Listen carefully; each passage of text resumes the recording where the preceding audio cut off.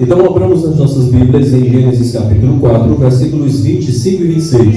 Está escrito: e tornou Adão a conhecer a sua mulher, e ela teve um filho, e chamou o seu nome Sete, porque disse ela: Deus me deu outra semente em lugar de Abel, porquanto Caim o matou. Versículo 26. E a Sete mesmo nasceu um filho, e chamou o seu nome Enos. Repita comigo: Enos. Então se começou a invocar o nome do Senhor. Eu quero tratar sobre a mão do Senhor na vida deste homem chamado Enos. Já ouviram falar dele alguma vez na vida? Enos, você já ouviu falar de Enoque? Já?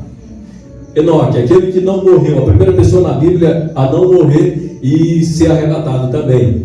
Enos é tataravô de Enoque. E para dar uma ficha melhor dele, uma ficha corrida dele, quem era Enos?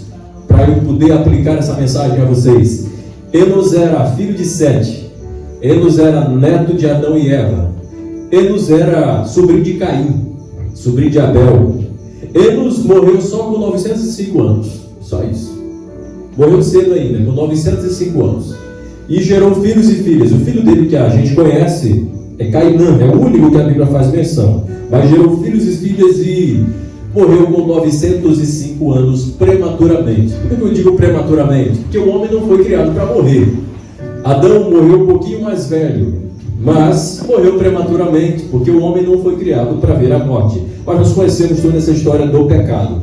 E Enos, ele toma uma atitude que é a que eu me prendo nessa noite, que é a atitude de invocar o nome do Senhor. Quer ver? Confira novamente, se você ainda não fechou a Bíblia, confira novamente o versículo 26, a parte B do versículo. Diz assim: então se começou a invocar o nome do Senhor. O que é invocar? Invocar é a mesma coisa que chamar. Chamar por alguém. Invocar é chamar, buscar para perto quem está longe. Isso é que é invocar. Essa passagem aqui nos deixa claro, alguns chegam a supor que a primeira pessoa na Bíblia a orar tenha sido Enos, porque é a primeira vez que nós vemos alguém buscando a Deus. E por que isso me chama a atenção? Porque anteriormente não era o homem que buscava a Deus. No começo da humanidade, Adão todos os dias era visitado pela presença de Deus. Na viração do dia, Deus vinha conversar com Adão. Na viração do dia, foi Deus que veio procurar Adão. Adão, onde é que tu está? Escondeu por onde aí? Deus que vinha procurar o homem. Era Deus que falava com o homem. Quando Caim mata Abel, Deus que veio até o encontro dele. Caim, onde é que está o teu irmão Abel? Deus já sabia onde é que onde Abel estava. Morto, né? Mas Deus queria fazer Caim raciocinar. Só que passaram-se alguns anos. E agora já não é mais Deus que veio ao encontro dos homens. Agora é o homem que começou a buscar a Deus. É Enos que começou a invocar. Lembrando que invocar é chamar, buscar para perto quem está longe. A situação que o homem se meteu pecando em homicídio, no caso Caim matou Abel, Adão e Eva pecaram, Lameque era um homem violento, toda aquela situação fez Deus se distanciar do homem. Aí o homem sente a distância de Deus, o homem sente essa falta de Deus. E que homem é que eu estou falando? Enos. Enos começou a sentir falta de Deus. Cadê aquele Deus que vinha falar com os meus avós, Adão e Eva, na viração do dia? Cadê aquele Deus que falava com Caim quando ele matou Abel? Cadê aquele Deus que se agradou do sacrifício de Abel? Enos começou a sentir falta desse Deus. E a partir daí ele começou a invocar o nome do Senhor. Ele sente saudade de Deus. Isso fala muito forte ao nosso coração. Sentir saudade de Deus, sentir falta da presença, sentir falta do eterno na nossa vida. Às vezes, na nossa correria do dia a dia, é tanta coisa que a gente começa a se distanciar de Deus. Aí já o número de oração começa a diminuir, o número de frequência na escola dominical também, o número de vezes que lemos a Bíblia começamos a diminuir, e sem perceber nos afastamos de Deus e nem nos damos conta disso. Há pessoas que se afastam de Deus e nem percebem que Deus se afastou delas. A verdade não é nem tanto que Deus se afasta, é nós que nos afastamos dele, é nós que tentamos fugir da presença dele. E há pessoas que Deus já se afastou há muito tempo e essa pessoa ainda não percebeu. Mas Enos percebeu que a falta de Deus, que a ausência de Deus na vida do homem é responsável por tantas tragédias, e ele decidiu invocar, buscar, porque ele não suportava mais a ausência de Deus. Ele não suportava mais sem sentir essa presença, sem sentir essa comunicação. E ele começa a buscar. Uma outra coisa que me chama a atenção é o significado do nome Enos. A palavra Enos, ela tem dois significados. O primeiro é homem. Esse é o significado de Enos. O segundo significado é fragilidade, fraqueza. Então, Enos era uma fraqueza em pessoa. Enos era a representação da fraqueza humana, da fragilidade humana. Ele sentia a fragilidade no seu corpo, porque agora ele via as pessoas morrendo. Porque antes isso não acontecia. Adão e Eva não foram criados para morrer. Mas ele começa a ver as pessoas morrendo. Até aquela altura, talvez Adão e Eva já tinham morrido. E esse nome que significa fraqueza e fragilidade tem tudo a ver com aquele ato de ele buscar e invocar o nome do Senhor.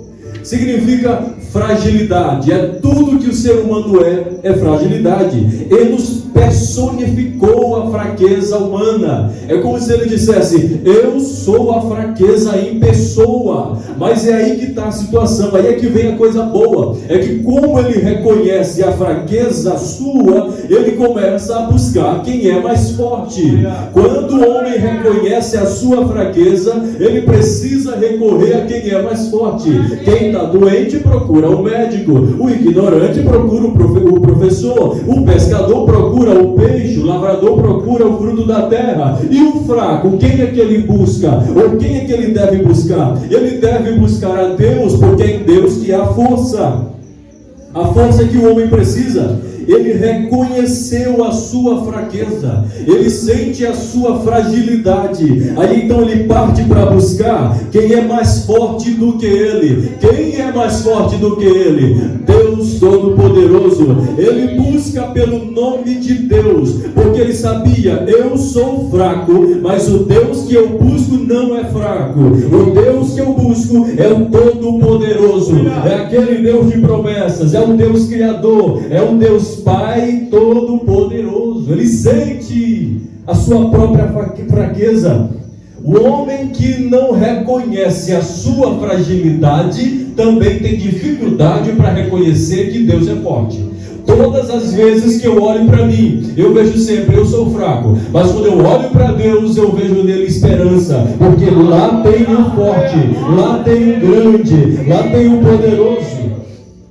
Ele nos sente pelo afastamento de Deus, e ele busca a Deus por causa da sua fraqueza. No caso, a fraqueza de Enos não é uma desculpa para ele não buscar, jovens.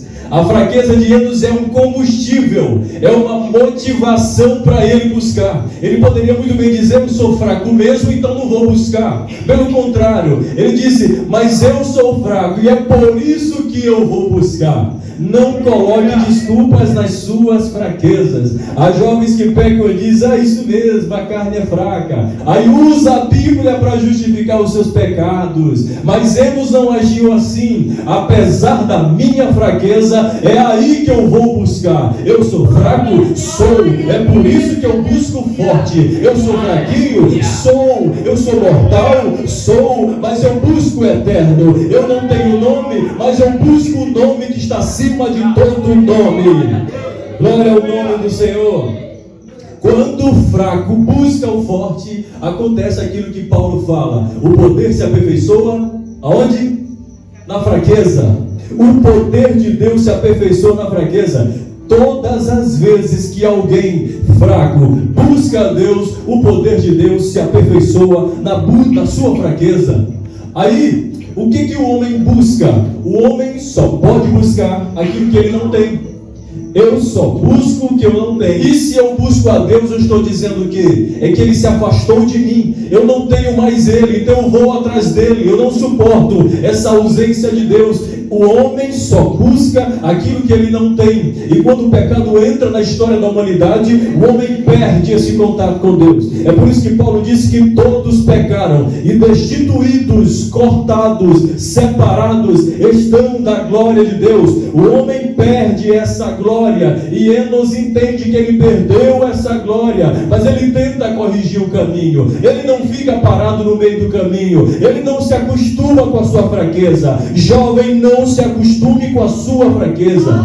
Eu sei que você vai cair. Deus sabe que você vai pecar. Deus sabe que você pede perdão agora, mas depois peca de novo. Mas apesar disso, não se acostume com a sua fraqueza. Busque a Deus, peça perdão uma vez, 1000 vezes. Ele ama perdoar pecados. Deus ama perdoar pecados. Para nós, perdão é uma coisa muito difícil. O irmão falou no início, perdoar, jovem, libere perdão, é muito difícil o perdão. Para Deus não é. Deus não é dificultoso para perdoar.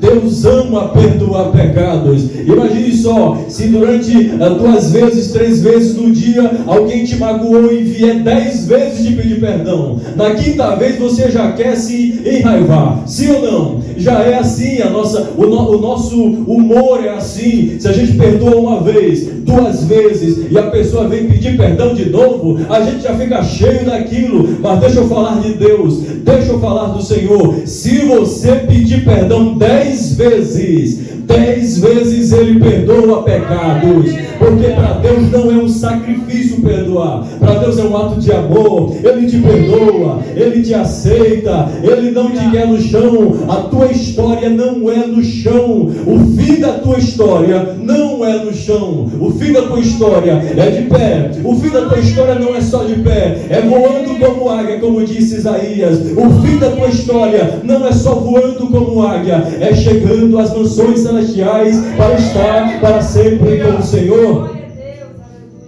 A fraqueza de Enos não é a motivação para deixar de buscar a Deus. Jovens, todos nós pecamos. Porque, jovem, santidade não é ficar sem erro. Santidade não é viver sem pecado. Santidade é toda vez que pecar, pedir perdão, corrigir a rota, não se acostumar com o pecado. O pecado é algo tão feio, o pecado é algo tão nojento, e às vezes nós nos acostumamos com o pecado. Pense no pedaço de peixe podre do teu lado. Pense no elefante podre do teu lado. Você aguentaria? Mas nós suportamos o pecado, que é tão fedorento diante de Deus como o elefante morto há muitos dias. Eu sei que essa mensagem é forte para nós, mas é para ser mesmo. Nós não podemos nos acostumar com a nossa fraqueza. Nós precisamos buscar a Deus para que o seu poder se faça perfeito em nós. Deus te ama, jovem. Deus te usa. Deus te chamou. E outra coisa, Deus te chamou mesmo sabendo que você iria pecar. Deus não te chamou porque Ele viu que você ia fazer tudo certinho. Não. Deus, quando chamou você, Ele já viu os tropeços da sua vida. Quando Deus te chamou, Ele já viu as vezes que você ia fracassar. Quando Deus te chamou, Ele já viu as vezes em que você não iria orar, não queria vir para o culto, mas Ele te chamou do mesmo jeito. Ele investiu na tua história. Não é a tua fraqueza que te afasta de Deus. Ora, meus jovens, se nem a morte nos afasta de Deus, que dirá a tua fraqueza? A tua fraqueza não pode te afastar. A tua fraqueza tem que ser combustível para você permanecer lutando até ficar forte e dominar o pecado que te desafia. Fraqueza não é motivação para deixar de buscar a Deus. Nunca use o pecado como justificativa para se afastar de Deus. Pecou uma vez, nada de ficar em casa. Vem para a igreja. Com pecado, sim, venha. É melhor estar em pecado aqui e confessar do que ficar em casa como Davi e querer esconder o pecado e se dar mal na frente. Venha mesmo assim. Deus te quer mesmo assim. Apesar das suas fraquezas, Enos decidiu buscar a Deus. Enos invocou ao Senhor, e é o que nós devemos fazer, como disse Isaías: buscai ao Senhor enquanto se pode achar, e invocai, chamai enquanto Ele está perto. Deus está perto de você, meu irmão. Deus está perto de você, minha irmã. Deus está vendo o que você faz, meu irmão. Deus sabe do que você sente. Se o médico não sabe, se o psicólogo não entende, se o teu pai não entende, Deus entende a tua dor. Deus entende o teu sofrer. Fraqueza não é motivação para deixar de buscar a Deus. Enos invoca a Deus apesar da bagunça que estava no mundo. Vamos fazer uma retrospectiva. Adão e Eva introduziram o pecado no mundo. Os avós de Enos introduziram o pecado no mundo.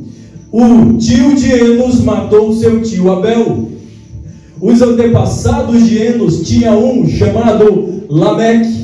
Lameque era um cara violento demais. Lá em Gênesis capítulo 4, Lameque, ele foi a primeira pessoa a ter 2 mulheres. Ele foi quem inaugurou a poligamia. Ele era um homem polígamo, violento, porque ele matou um porque feriu ele.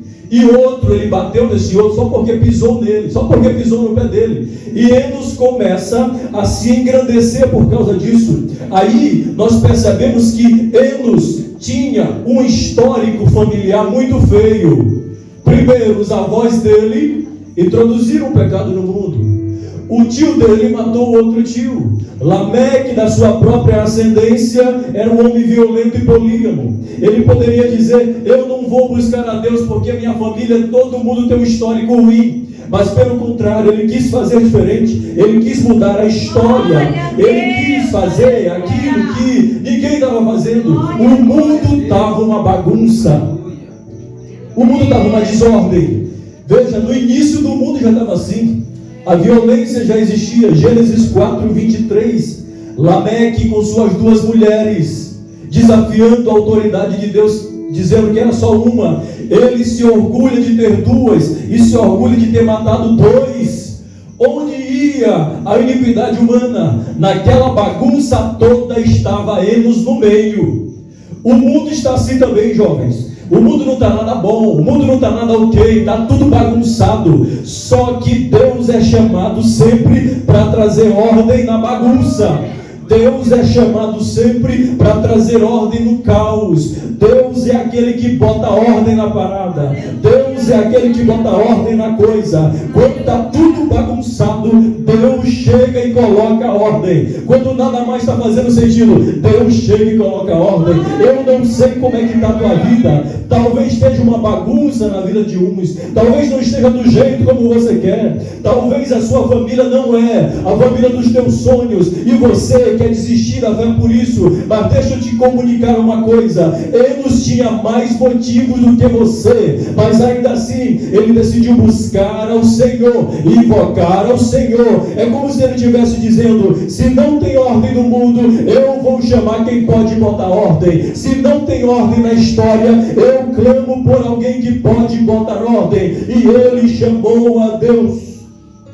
E Deus se manifesta com poder e misericórdia. Todas as vezes que a sua vida não tiver mais ordem, todas as vezes que as coisas estiverem uma bagunça na sua vida, clame por Deus, chame por Ele. Ele está pertinho, Ele não está longe. Buscai enquanto está perto, diz a Bíblia. O reino de Deus está próximo, está pertinho. É só um passo, é só uma dobrada de joelho, é só dizer: Senhor, eu estou aqui, me aceita de novo. Ele está perto de você. Não deixe que o pecado bagunce a tua vida. Não deixe que o diabo bagunce a tua história. Muitos jovens saíram da igreja, saíram da presença de Deus, estão no mundo bagunçado, no chão, rolando como cachorro. Mas não deixe que o inimigo faça isso na sua vida. Você está aqui como uma oportunidade de dar continuidade a essa história. É Deus quem está botando ordem na tua vida. É Deus que está organizando a tua história. Não deixe o diabo desorganizar aquilo que você começou. Aleluia. Talvez você começou a orar, mas vem as tentações da carne e orar já não é mais atrativo, já não é mais atraente. Talvez o pecado bagunçou tua vida de oração. Talvez o pecado bagunçou a tua frequência de vezes que vem na igreja. Chame por Deus agora mesmo. Senhor, bota ordem na minha vida. Minha vida está uma bagunça. Eu não consigo organizar. Clame por Deus, que Ele desce e bota ordem onde não tem ordem. Deus não é Deus de desorganização. Deus é Deus de decência e ordem. Bendito seja o nome do Senhor para sempre. Aí tem duas gerações. Ele nos faz frente com duas gerações. Eu queria falar primeiramente sobre a geração Caim. A geração Caim é a geração do poder. É aquele homem que sente poder, tanto poder que acha que pode tirar a vida do seu irmão.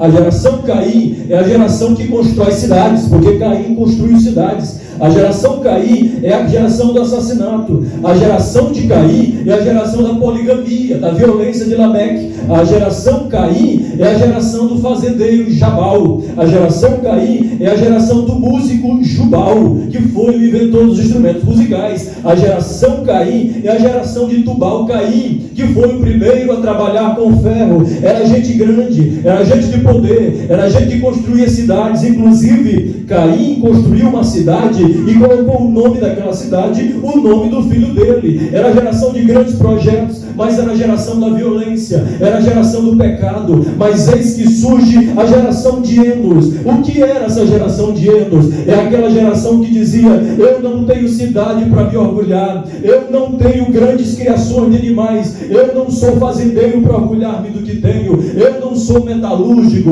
eu não sei nem tocar, mas eu busco a Deus, eu entendo que preciso de Deus, eu busco ao Senhor. É como se Ele nos estivesse dizendo: eu não tenho o poder de Caim, eu não tenho o poder de Caim para construir cidades, eu não tenho de maneira nenhuma o poder de Jabal para ter grandes fazendas, eu não tenho o poder de Jubal para ter instrumentos musicais, eu não tenho o poder de Tubal Caim para trabalhar com ferro, eu não tenho a arrogância de Lameque de ter duas mulheres e assassinar dois homens, eu não posso me orgulhar do meu nome, mas é por isso que eu busco um outro nome, o nome de Deus. Quando o meu nome não é bastante, eu busco pelo nome de Deus. Quando o nosso nome não é forte, nós precisamos buscar o nome de Deus, que é o nome que está acima de todo nome, e diante dele nós nos adoramos. Mas ele tinha motivos para não buscar ao Senhor.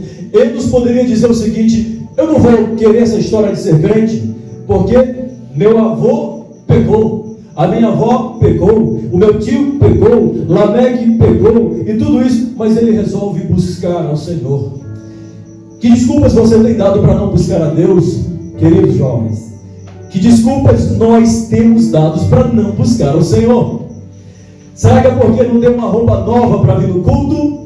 Será que é porque o seu pai não é crente, aí você acha que não deve buscar porque o seu pai não é crente? Será porque a sua mãe não te incentiva? Eu queria vos dizer que nada disso é motivo para você não buscar o Senhor. Isso tem que ser incentivo, isso não tem que ser desculpa para não buscar, isso tem que ser motivação. É você bater no peito e dizer: pode ninguém da minha família invocar o Senhor, pode ninguém ser crente, mas eu vou ser, eu sou. Eu vou ser crente, eu busco ao Senhor. Cada um busca por si, e diante de si cada um responde.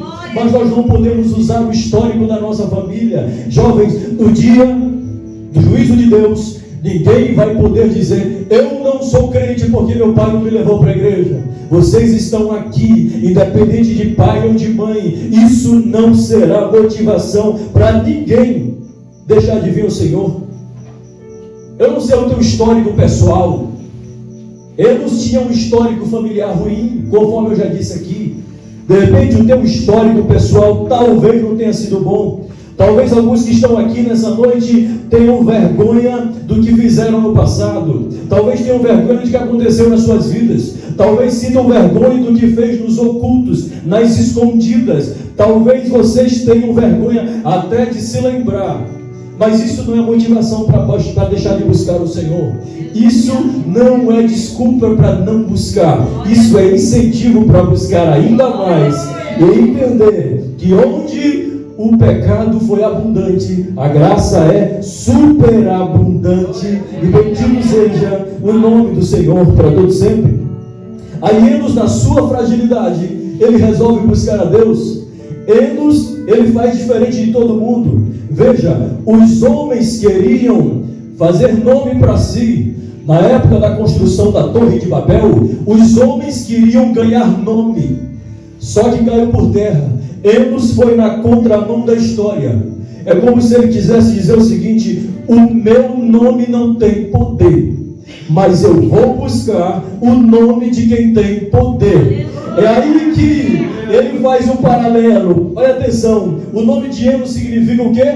Fragilidade. É como se ele pensasse e raciocinasse: meu nome é fraco, meu nome significa fragilidade. Eu não vou construir alguma coisa em cima do que é frágil, mas eu vou construir a minha história em cima daquele que pode todas as coisas. Se o teu nome não pode, o nome de Deus pode. O nome de Enos não podia mudar a situação. O nome da nossa vida, o nome do seu pai, o nome da sua mãe, não podem mudar a história. Há muitas pessoas hoje em dia querendo fazer nome para si. O que importa é ter muitos seguidores no Instagram, no TikTok, ficar famoso. E muita gente morre e dá a vida por isso, querendo construir um nome para si, querendo deixar uma história atrás. Mas deixa eu te dizer, nós não temos como objetivo maior de nossa vida construir nome para nós. O nosso nome passa, mas precisamos buscar o nome que é eterno, o nome que é poderoso,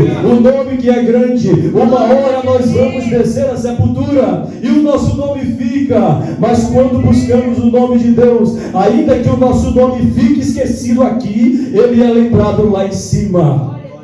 Ele é lembrado por Deus. Todas as vezes que alguém tenta construir um próprio nome para si, ele se esquece do nome de Deus. Mas aqui nessa noite tem uma geração de jovens que não vai fazer questão de que seu nome seja conhecido, porque para vocês aqui o que deve importar não é o nome de vocês, é o nome de Jesus, é o nome do Eterno. O nome que cura não é o nome de vocês, o nome que faz o paralítico levantar não é o nosso nome, o nome que salva não é o nosso nome. Mas vocês sabem qual é o nome? É o nome de Jesus. É o maior nome, é o nome mais bonito, é o nome que está acima de todo nome, é o nome que, se você clamar por esse nome, ele responde. Jesus disse: tudo que pedirdes em meu nome e com fé crendo, isso recebereis. Nós cremos nesse nome. Não é o meu nome que importa, é o nome dele. Não é o nome de vocês que importa, é o nome de Jesus. É o nome de Jesus, é o nome de Jesus, é o nome de Cristo. É nesse nome que tem poder. Enos não se baseou no próprio nome, ele se baseia no nome de Deus, que é o nome eterno. E somente o nome eterno pode resolver os problemas de seres humanos finitos. Um dia vamos morrer e precisamos nos apegar a esse nome que é todo poderoso.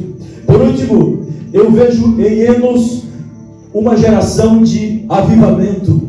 Enos é a geração de avivamento. Se Caim é a geração da morte, se Lameque é a geração da poligamia e da violência, Enos é a geração do avivamento. Como estava o mundo naquela época? Uma bagunça. Estava tão bagunçado que Deus nem mais falou com as pessoas. Veja, Enos, aliás, Caim, deu registro bíblico, é a última pessoa com quem Deus fala. Deus só vai falar muitos séculos depois com Noé, lá no capítulo 11, muito tempo depois. E o mundo estava bagunçado. Nós vemos que Adão e Eva, aliás, que Caim e Abel aprenderam a adorar o Senhor, porque com certeza Eva os ensinaram. Quem colocou na cabeça deles, quem ensinou para Caim que ele deveria oferecer uma oferta a Deus? Quem ensinou a Abel que ele deveria oferecer uma oferta? Com certeza eles aprenderam na família, o culto familiar. mas aquilo foi esquecido. Já não se invocava o nome do Senhor, já não tinha mais sacrifício, já não tinha mais culto, já não tinha mais presença de Deus sentida, já não tinha mais ordem, já não tinha mais a noção da grandiosidade de Deus. Mas eis que no meio desse caos todo, Deus levanta um jovem, um homem chamado Enos, para trazer o avivamento na sua geração. Deus sempre tem uma reserva moral para fazer a diferença. O mundo não fica sem pelo menos uma tocha de Deus acesa. O mundo não fica sem pelo menos uma pessoa que busca o Senhor. Às vezes a gente olha para um lado para outro, cadê os crentes? Cadê os adoradores? A gente aqui não vê, porque Deus nunca deixou essa terra sem pelo menos uma pessoa que o busque. E Enos, na sua época, foi essa pessoa que buscou o avivamento, que buscou a presença, que começou a orar, que começou a oferecer sacrifícios novamente.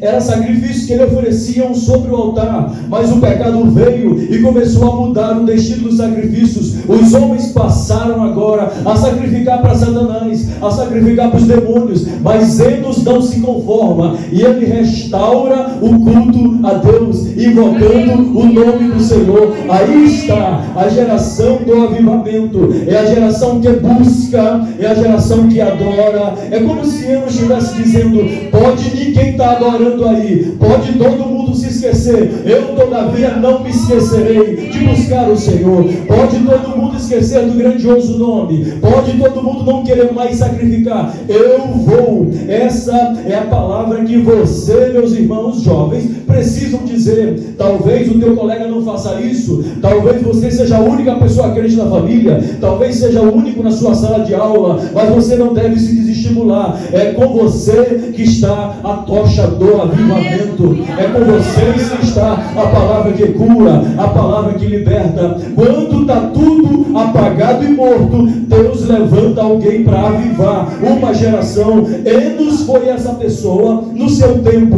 você é essa pessoa nos dias de hoje, é você. Às vezes a gente espera alguém de longe, um missionário não sei de onde, para vir espalhar o avivamento por aqui. Não, começa comigo, começa com você. Quando lá no nosso quarto nós buscamos a Deus, quando nos dias de culto a gente vem celebrar o Senhor coletivamente, começa com a gente. A tocha do avivamento está nas suas mãos. Não deixe se apagar, comece a buscar, comece a clamar, a invocar o nome do Senhor. Ele não é como Baal, que eles clamavam e ele não ouvia. Ele é um Deus que ouve, ele é um Deus que entende, ele é um Deus que responde, ele é um Deus que atende. Eu creio nesse Deus. Quem crê nesse Senhor? Eu creio nesse Senhor.